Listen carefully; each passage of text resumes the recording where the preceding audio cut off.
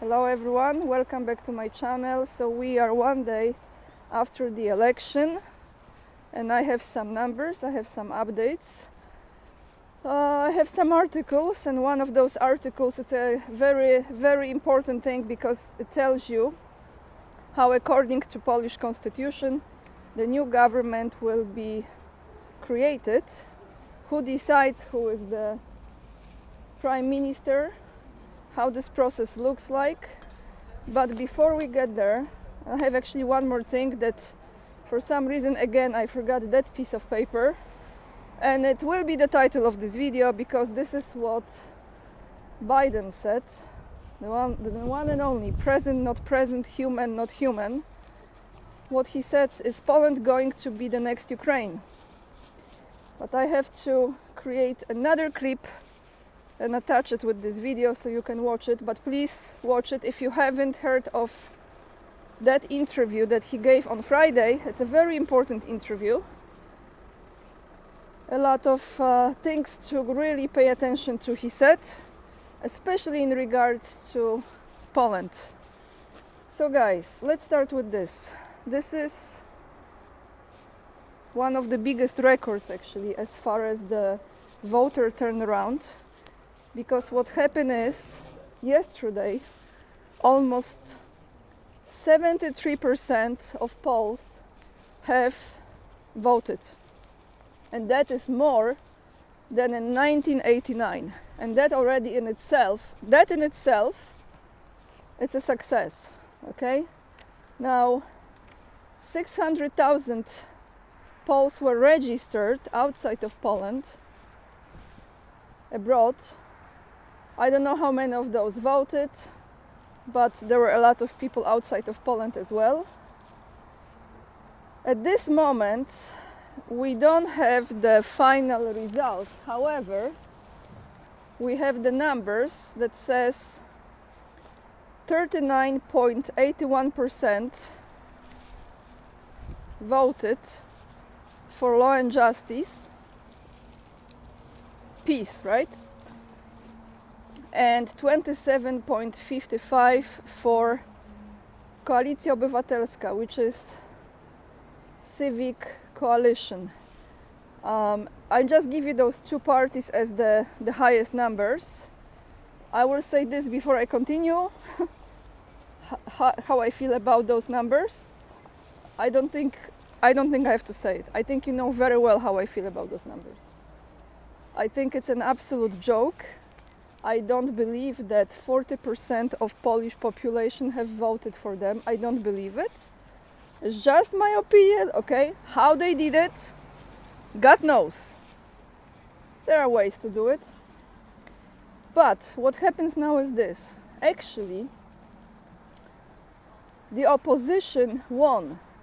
And why is that? Because even though Law and Justice received so many votes, the other parties all together have the higher number. So it will be the opposition that will be forming the government in Poland, next government, right? Which the highest percentage of voters in that opposition is Civic Platform.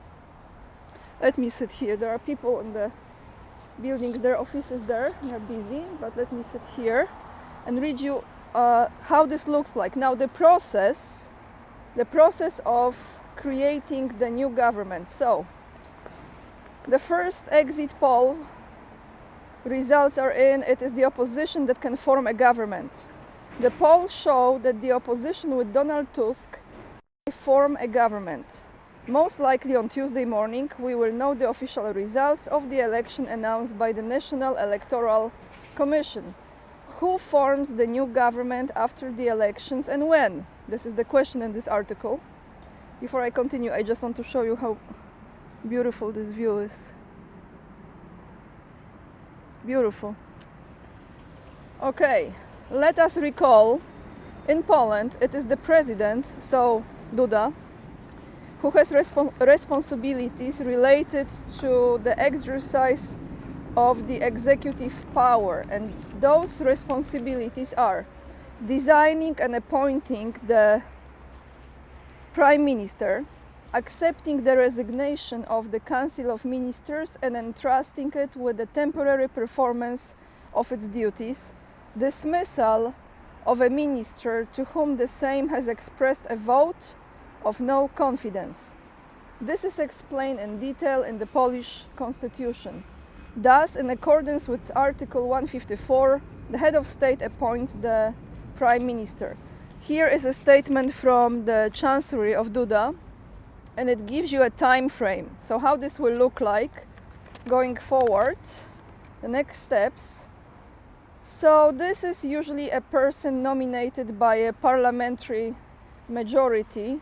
The Prime Minister proposes to the President the composition of the Council of Ministers.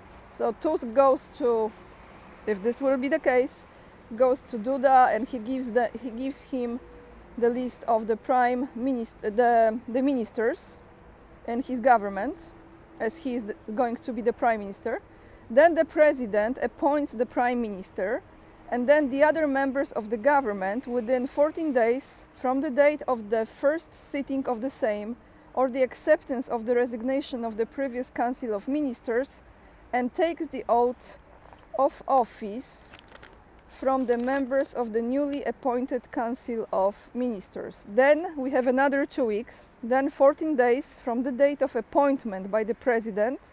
The Prime Minister presents to the Sejm the program of action of the Council of Ministers with a notion of confidence.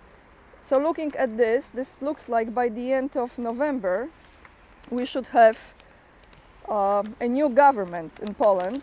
That's what I'm understanding here. And let me see. Oh, one more thing I forgot to tell you this, guys. This is important. So that referendum, remember we had the parliamentary election, and at the same time there were four questions, referendum, about things that they already are executing anyway, like about the illegal migration, about that wall between Poland and Belarus, etc. I talked about this many times before. So here is the news. Only 40% of people participated in this. Only 40% actually responded to that referendum.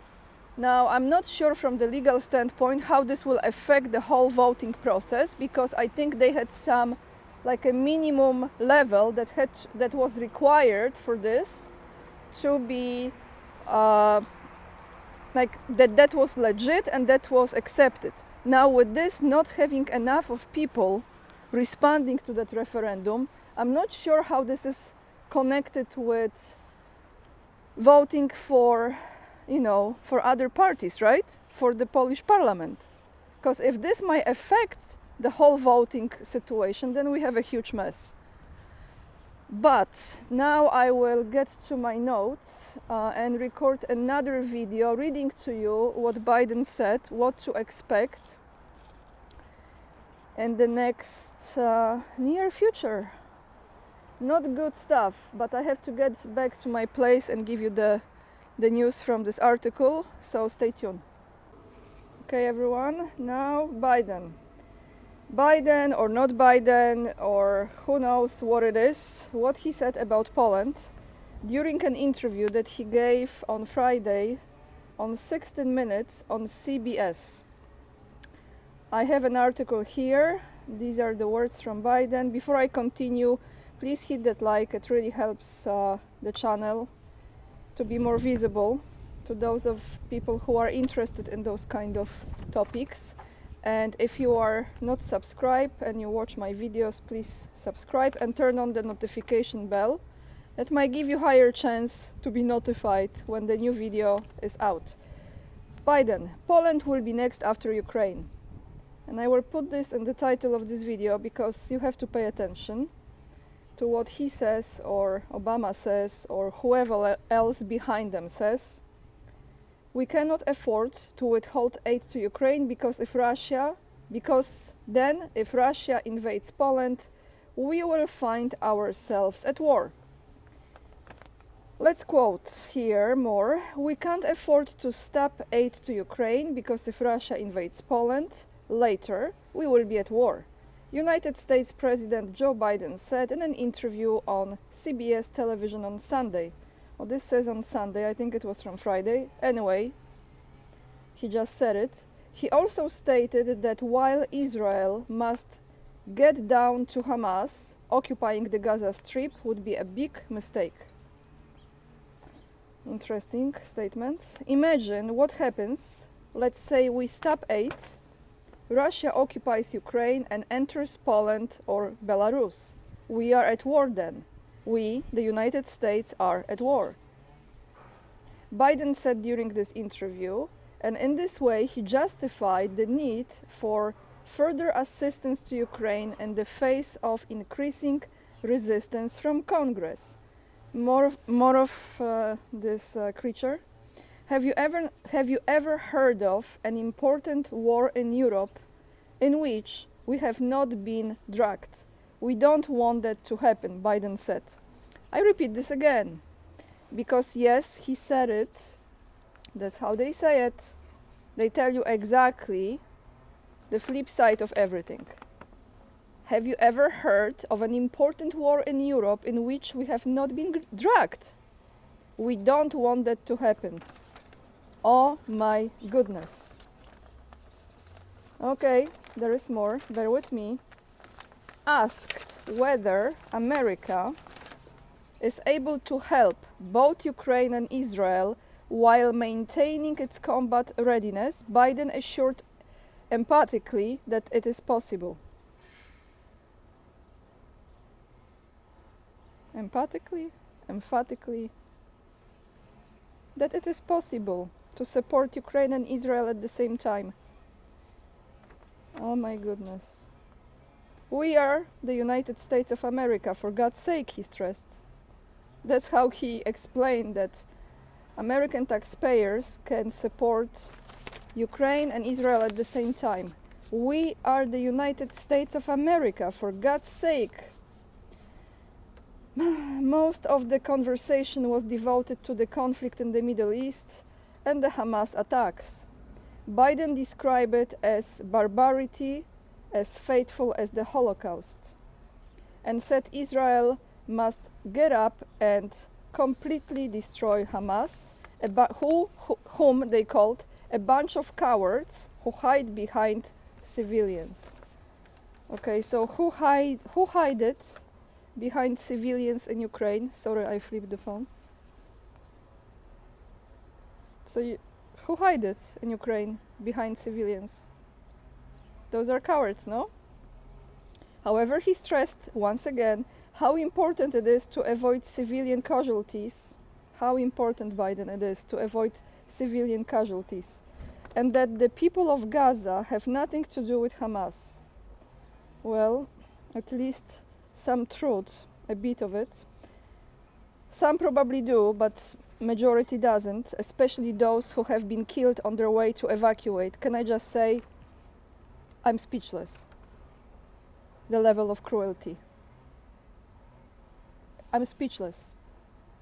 It's a nightmare. I don't even know how we are allowing this to happen. Like, how this can happen in this time in the world when people have all the resources, countries have all the resources to help those people. Those are the immigrants that actually need home and shelter. Many of them, they want to stay at home, I know, because it's their land. But those people you help, no? He also warned Israel against attempting to occupy Gaza. Give me a break here. Like, I believe him. I think that would be a big mistake, he said. Hamas and the extremist elements of Hamas do not represent all Palestinians, he said. Asked about the potential opening of a second front in the conflict by Lebanon's Hezbollah in northern Israel and its backing Iran, Biden said he had one message for them. So this is the message for Iran, I guess. Don't do it. And everyone is terrified of Biden, that's for sure.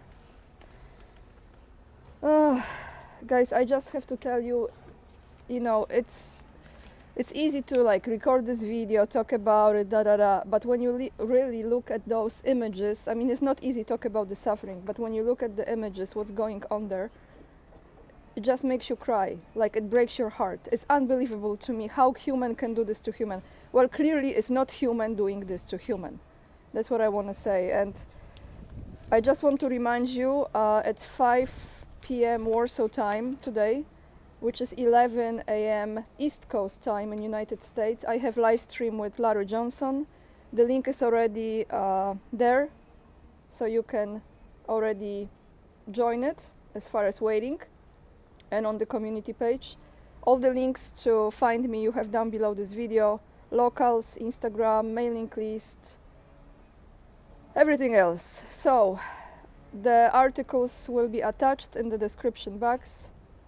Lots of love, and remember, we are the leading edge and we are saving humanity. Bye everyone, see you tonight during my live stream with Larry Johnson.